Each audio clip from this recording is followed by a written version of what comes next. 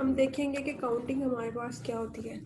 तो ये जो काउंटिंग है, ये हमारे पास जो कुछ मैथमेटिकल प्रॉब्लम्स हैं जिसको हम सॉल्व करने के लिए इसे यूज़ करते हैं। जैसे अगर हमारे पास 10 वुमेन हैं और 5 मेन हैं, हमने एक जजेस का पैनल बनाना है जिसमें हमने 3 वुमेन और 2 मेन को सिलेक्ट करना है।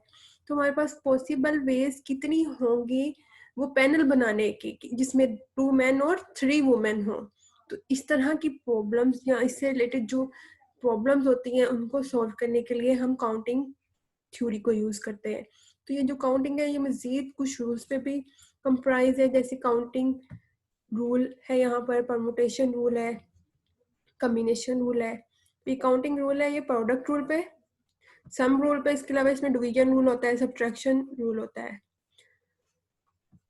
तो अगर हम इसमें प्रोडक्ट रूल को देखें कि प्रोडक्ट रूल क्या है और सम रूल क्या है, तो हम एक एग्जांपल लेते हैं कि एक जार है जिसके अंदर हमारे पास 4 रेड एंड 5 ब्लू बॉल्स मौजूद है। तो हमारे पास कितने वेज हैं कि हम एक रेड और एक blue, 1 red and 1 blue balls लेने की हमारे पास कितने वेज हैं। तो अगर इसमें से हम एक रेड बॉल लेते हैं तो उस रेड बॉल के कोरस्पॉन्डिंग हमारे पास 5 ब्लू बॉल्स में से कोई भी एक सिलेक्ट कर सकते हैं। ठीक है, सिमिलरली अगर हम ये रेड बॉल लेते हैं तो इसके कोरस्पॉन्डिंग भी 5 ब्लू बॉल्स में से कोई एक रेड बॉल सेलेक्ट कर सकते हैं। वो एट अ टाइम एक रेड एंड 1 ब्लू बॉल लेनी है। तो इसके कोरस्पॉन्डिंग भी ऐसे है कि एक रेड बॉल अगर वो ये इस नंबर वाली लेते हैं तो इस कोरस्पॉन्डिंग भी 5 ब्लू बॉल्स में से हम कोई एक रेड बॉल चूज कर सकते हैं।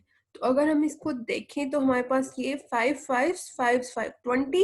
वेज होंगे एक रेड और एक ब्लू बॉल लेने के।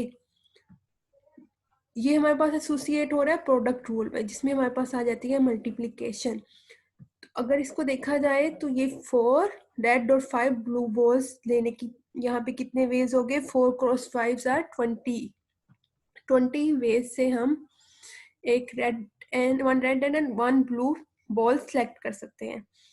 तो अगर हम देखें कि ये जो जार है इसमें से हमने कोई भी एक बॉल उठानी है, हमने ये नहीं कहा कि 1 रेड एंड 1 ब्लू उठानी है, हमने कहा कोई भी एक बॉल उठानी है, जिसको अदर वेज में देखिए कि इसमें 2 ही किस्म की बॉल्स पड़ी हैं, ब्लू और रेड।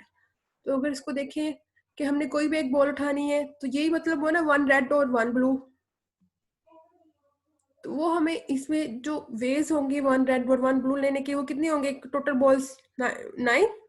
तो 4 प्लस 5 कोई भी एक बॉल उठाने की हमारे पास कितने वेज होंगे, 9। तो ये जो चीज एसोसिएट होगी सम रूल पे जिसमें हमारे पास एडिशन आ गई। तो बेसिकली जब प्रोडक्ट रूल को थ्योरेटिकली देखा जाए तो ये एक ऐसा प्रोसीजर है, मतलब एक प्रोसीजर है जिसको हम 2 हिस्सों में डिवाइड कर देते हैं, 2 टास्क में डिवाइड कर दिया है, first task and second task. तो जो फर्स्ट टास्क है वो इन n1 वेज से हो रहा है, second task in n2 veg से हो रहा है। तो जो टोटल वेज है इस प्रोसीजर को करने के वो n1 cross n1 n2 veg से ये प्रोसीजर हो रहा है। जैसे इसमें देखा ये रेड बॉल सेलेक्ट करने के n1 वेज मींस 4 वेज, और ये जो ब्लू बॉल सेलेक्ट करने के 5 वेज, n2 वेज मतलब यहाँ पे 5 ways corresponding to first task. इस n1 वे से जो टास्क हो रहा है उसके कोरस्पॉन्डिंग जो ये ब्लू बॉल सेलेक्ट करने के कितने वेज है, n2 वेज है। तो ये टोटल हमारे पास n1 क्रॉस n2 वेज से ये जो पूरा प्रोसीजर है हम ये हो रहा हमारे पास प्रोडक्ट रूल। अगर सम रूल देखें तो इसमें आइदर और की बात आ रही है कि अगर एक बॉल हमने जैसे कोई भी एक सिलेक्ट कर सकते हैं, सिमिलरली एक कोई टास्क है वो यहाँ तो n1 वेज से हो रहा है या n2 वेज से हो रहा है, इसका मतलब है जो जितने वेज से वो टास्क हमारे पास हो रहा है वो n1 प्लस n2।